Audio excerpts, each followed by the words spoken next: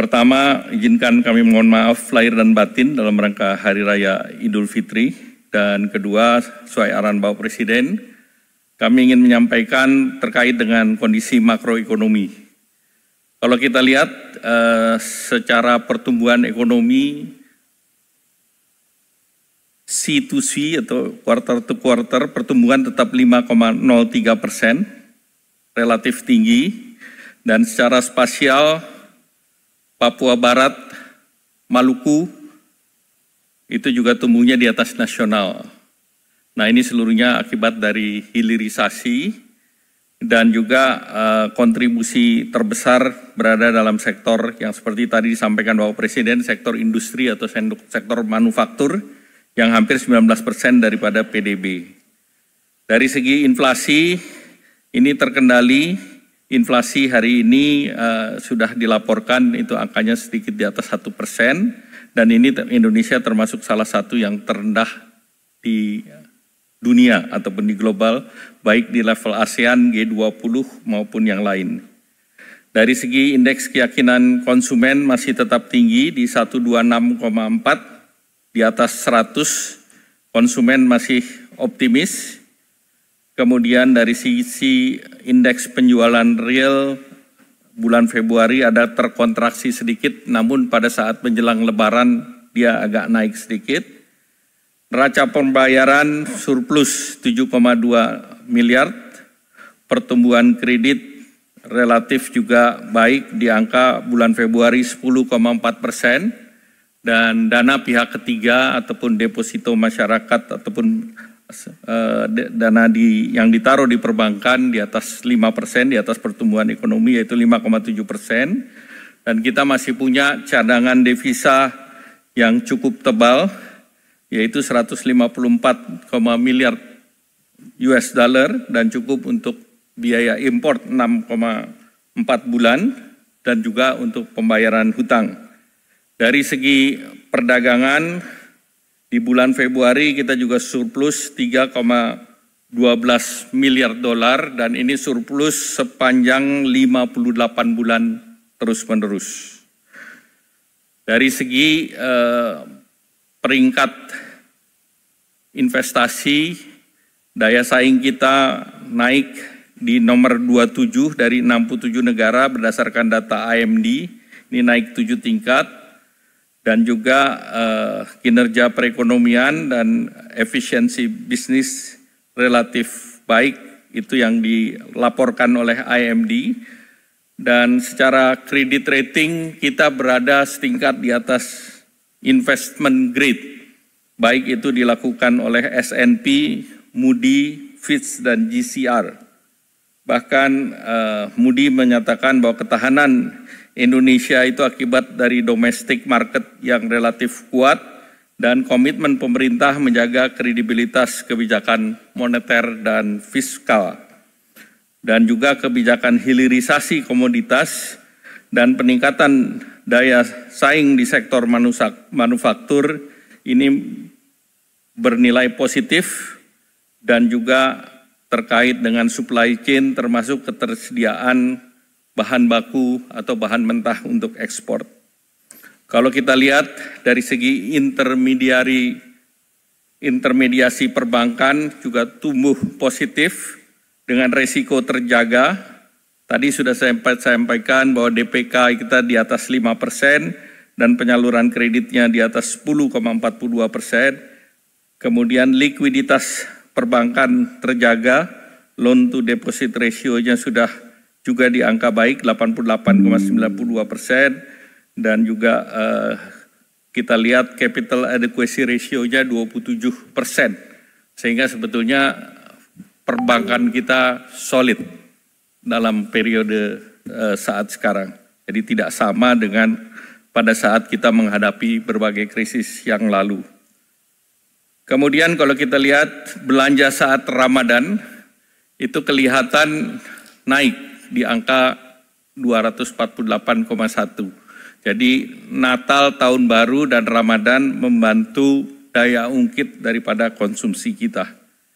Nah, tentu dunia sedang tidak baik-baik saja. Kita lihat indikator pasar keuangan masih berfluktuasi IHSG masih negatif, tadi pagi negatif namun sudah berada pada tren positif, sudah naik. Nilai tukar rupiah juga relatif terjaga, walaupun ada pelemahan, tetapi kalau kita bandingkan negara lain seperti Jepang, pelemahannya itu sampai 50%. Demikian pula beberapa negara lain, bahkan Amerika menggugat pelemahan currency itu sebagai currency manipulator. Jadi itu dimasukkan sebagai bagian daripada non-tarif barrier. Kemudian kalau kita lihat yield treasury kita juga relatif bagus. Kemudian juga obligasi dan juga yang terkait dengan cadangan devisa relatif tetap sama. Nah kemudian terjadi pengumuman penetapan tarif oleh Presiden Amerika, Trump 2.0, kita melihat bahwa economic uncertainty-nya langsung melonjak, yang tertinggi. Nah ini akibat kebijakan tersebut, probability resesi juga meningkat, namun Indonesia masih relatif rendah di 5%. Kemudian trade policy uncertainty-nya juga tinggi. Sehingga kita masuk dalam kebijakan yang uncertain, terjadi gejolak pasar uang seluruh dunia, pelemahan mata uang di emerging market, kemudian juga retaliasi tarif oleh China, kemudian rantai pasok global juga terganggu, dan tentunya ini banyak korporasi yang menahan atau terjadi penurunan konsumsi, bahkan wait and see untuk melakukan investasi ataupun ekspansi. Kalau kita lihat berbagai komoditas strategis itu mengalami penurunan, baik itu crude oil maupun palm oil, dan rata-rata pertumbuhan dunia juga relatif turun di angka 2,7, baik Amerika, Eropa, China, Brasil, India, pertumbuhannya seluruhnya relatif rendah, hanya India yang diproyeksi menjadi 6%, namun dengan adanya trade policy Trump ini diperkirakan ada koreksi sekitar 0,5%. Nah kalau kita lihat ASEAN, ini ASEAN itu sebetulnya negara klaster nomor 2 tertinggi memberikan defisit ke Amerika. Kalau kita dijadikan satu, ini hanya sedikit di bawah China. Nah tentu dikontribusikan oleh Vietnam yang 129,4, kemudian juga Thailand 48 billion, Malaysia 26 dan Indonesia 19,3. Nah 4 negara ASEAN ini masuk dalam 15 negara yang mengakibatkan defisit di Amerika. Oleh karena itu kemarin Bapak Presiden ke Kuala Lumpur juga untuk menyatukan langkah ASEAN, karena ini adalah langkah yang strategis yang diambil oleh ASEAN, dan tarif negara ASEAN rata-rata tinggi. Tarif yang tinggi ini adalah tarif yang merupakan kompetitor Indonesia, yaitu Vietnam, Thailand. Malaysia lebih rendah, Kamboja lebih tinggi, kemudian Singapura yang terendah sebesar 10%. Nah, akibat daripada Trump 2.0 ini beberapa komoditas turun. Jadi kalau kita lihat crude oil turun hampir 30%, Brent juga turun 28%, sehingga angkanya di angka 60-an, batu bara turun ke 24% ke angka 97%, satu-satunya yang naik ini adalah emas. Jadi Pak Presiden melaunching bullion tepat waktu, karena ini menjadi komoditas yang recession proof. Safe haven itu ada 2, dolar dan emas, dan kita punya emas. Jadi kita punya daya tahan yang kuat. Kemudian kedelai turun, gandum turun, CPO turun, dan harga beras turun. Jadi seluruh komoditas turun, artinya demand ini akan menahan. Dan berdasarkan ini kita harus hati-hati terhadap kemungkinan resesi dunia. Nah, kemudian respons global itu China retaliasi. Barang import dari Amerika dinaikkan 34%, Vietnam minta tarifnya turun dan ditunda, terutama untuk Nike, dan Amerika belum menerima usulan Vietnam ini. Kemudian India juga tidak melakukan retaliasi walaupun Perdana Menteri Modi sudah ke Amerika, namun tetap dikenakan sanksi. Kemudian Malaysia, dia akan mengikuti dengan negara ASEAN dan Indonesia, tidak melakukan retaliasi dan pendekatan diplomatik termasuk membuka pasar CPTPP dan RCEP. RCEP itu di ASEAN dan Indonesia juga mendorong intra-ASEAN trade untuk ditingkatkan. Thailand juga akan terus negosiasi dan akan mendorong sebagai sweetener adalah data center dan industri AI yang akan mengundang investasi Amerika ke Thailand. Kemudian Filipina relatif lebih rendah, 17%. Uni Eropa melakukan retaliasi dan membuka negosiasi, berhasil mengajukan ke WTO untuk menggugat kebijakan tarif Amerika.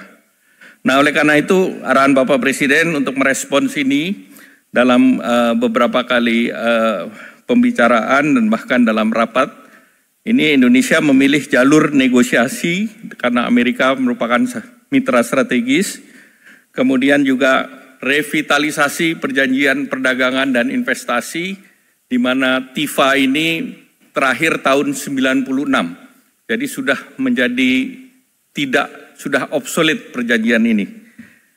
Malaysia juga akan mendekati Indonesia melakukan perjanjian TIFA, kemudian sejumlah kebijakan antara lain deregulasi non-tarif measures, ini antara lain yang diminta oleh Amerika, ICT untuk TKDN, terutama dari investasi Amerika yang ada di Pulau Batam, dan sebetulnya Amerika juga memberikan keleluasaan untuk free trade zone. Jadi ini juga menjadi bahan untuk kita bernegosiasi karena mereka akan invest data center baik Oracle, Microsoft maupun terkait dengan trade. Kemudian evaluasi LARTAS termasuk percepatan halal sertifikasi, dan juga apa yang diinginkan Amerika adalah balancing neraca perdagangan. Jadi Vietnam yang minta untuk menolkan tidak direspons karena mereka tidak melakukan komitmen untuk membalans neraca. Tetapi arahan Pak Presiden, Pak Prabowo, bahwa kita akan meningkatkan produk dari Amerika, terutama juga produk agriculture yang kita tidak punya seperti soybean dan wheat dari negara penghasil agriculture yang kebetulan daerah ini adalah daerah konstituennya Republikan. Nah, kemudian juga pembelian daripada engineering product dan juga dengan pembicaraan dengan Menteri ESDM, juga kita arahan Bapak Presiden, kita juga disiapkan untuk membeli LPG dan LNG peningkatan dari Amerika, tetapi ini tidak menambah tetapi realokasi pembelian, switch, jadi tidak mengganggu APBN. Kemudian yang berikutnya juga memberikan insentif fiskal dan non-fiskal agar import dari Amerika bisa masuk dan daya saing ekspor kita meningkat. Nah, Indonesia dari kedutaan sudah bicara dengan USTR, Pak Presiden, kami laporkan surat Indonesia sudah dikirim dan sudah diterima oleh Amerika melalui Duta Besar Indonesia. Dan hari ini juga Duta Besar Amerika meminta waktu untuk pembicaraan lanjutan. Jadi mereka sudah terima surat yang diajukan baik itu ke USTR maupun ke Sekretaris Commerce. Kemudian juga terkait dengan pemerintah juga sudah melakukan sosialisasi dengan asosiasi termasuk Kadin, Apindo, AmCham, USABC, dan 100 asosiasi lain. Mereka mengapresiasi karena mereka adalah perusahaan Amerika yang di Indonesia dan mereka berkepentingan juga untuk ekspor ke Amerika. Jadi mereka bersama kita. Nah, ini kita sudah rapatkan dan kita sedang siapkan teknisnya. Selanjutnya, karena yang paling terkena adalah tekstil, kita punya pengecualian. Jadi emas dan tembaga dikecualikan, Pak. Tidak masuk, termasuk juga furniture tidak dikenakan bea masuk setinggi itu, Pak. Mengapa dikecualikan? Karena timber mereka sedang perang dengan Kanada. Sehingga mereka mencari alternatif lain untuk copper dan gold karena mereka punya investasi di Indonesia, Pak. Sehingga tentu peluang kita untuk melakukan hilirisasi dari produk itu untuk masuk ke Amerika. Khusus untuk pakaian alas kaki, bagi Amerika ini bukan termasuk yang strategis. Jadi ini bisa dinegosiasikan. Kemarin Nike dan beberapa perusahaan minta untuk Zoom langsung, Pak, dengan kami. Jadi ini kita akan respons. Dan kalau kita lihat dari negara pesaing kita, China, Vietnam, Kamboja, Bangladesh, tarifnya lebih tinggi dari kita. Jadi ini malah ada kesempatan kita untuk mereplace mereka. Demikian pula untuk di sepatu, kita lebih rendah tarifnya daripada RRT dan Vietnam.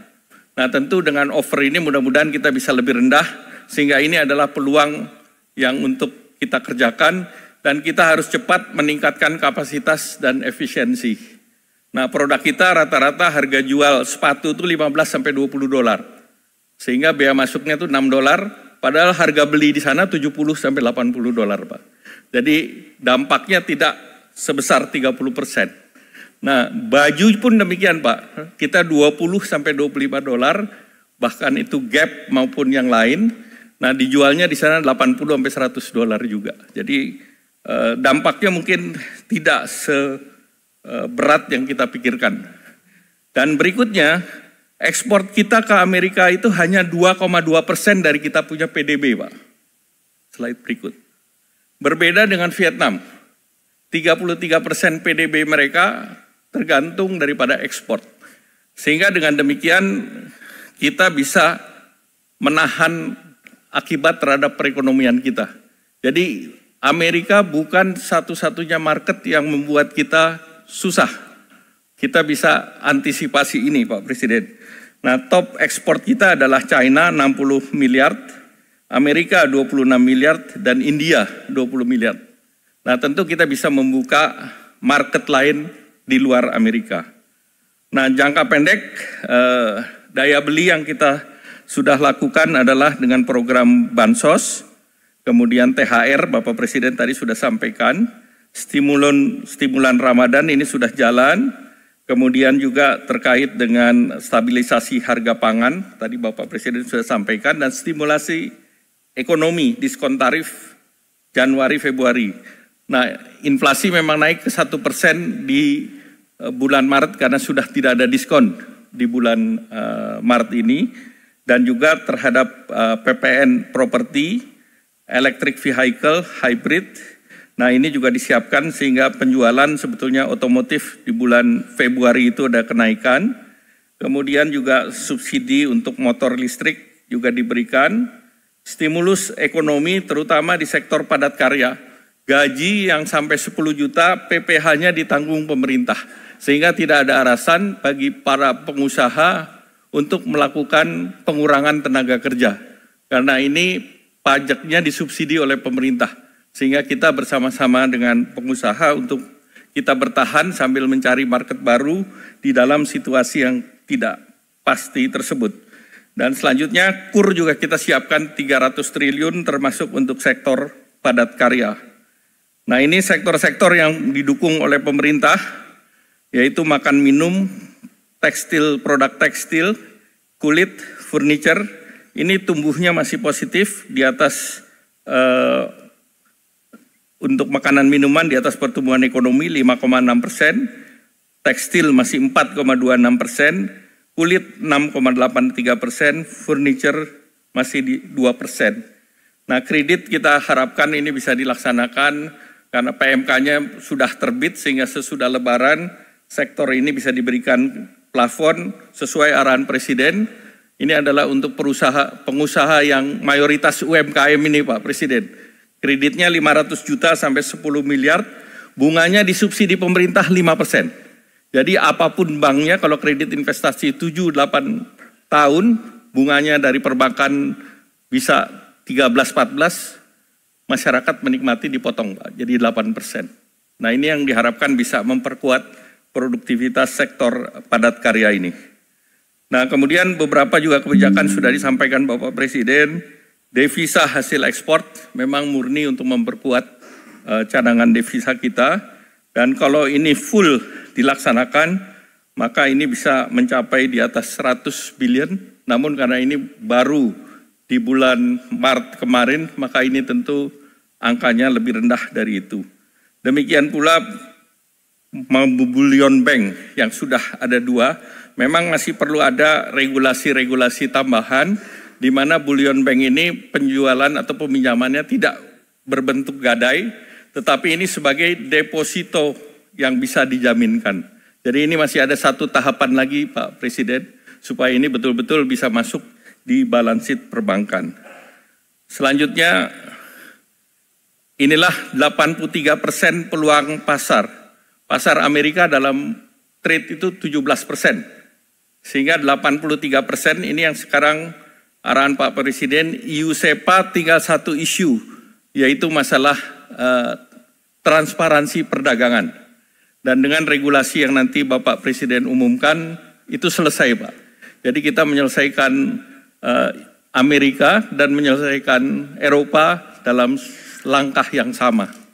Dan ini pasar besar, 16,6 triliun, dan untuk food apparel terbesar itu ada di Eropa, bukan di Amerika.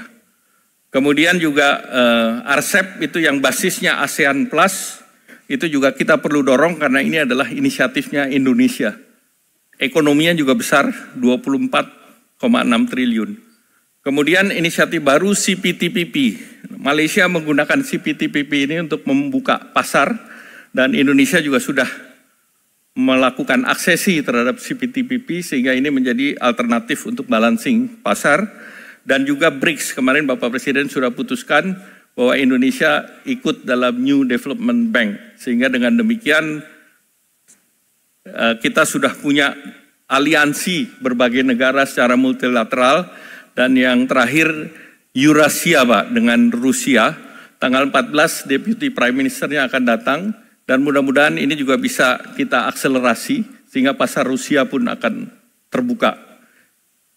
Nah terakhir mungkin beberapa hal yang menjadi catatan, bahwa di tengah kepastian global fundamental kita kuat, daya saing bisa meningkat, rating kita relatif stabil, sektor keuangan baik, walaupun ketidakpastian semakin meningkat, tetapi domestic market dan APBN kita berfungsi sebagai shock absorber Pak Presiden.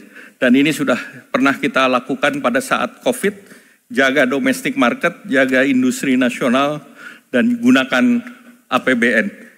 Kemudian posisi kita di ASEAN kuat, dan ASEAN tentunya perlu merespons karena ASEAN di Indo-Pasifik menjadi sangat penting, dan kemarin kunjungan Pak Presiden sangat berarti bagi Malaysia, dan akan ada rapat Menteri Perdagangan hari Kamis, sehingga tentu ini akan menyelesaikan langkah bersama ASEAN menghadapi Amerika. Selanjutnya mungkin kami cukupkan. Sekian, terima kasih, mohon arahan Pak Presiden. Wassalamualaikum warahmatullahi wabarakatuh.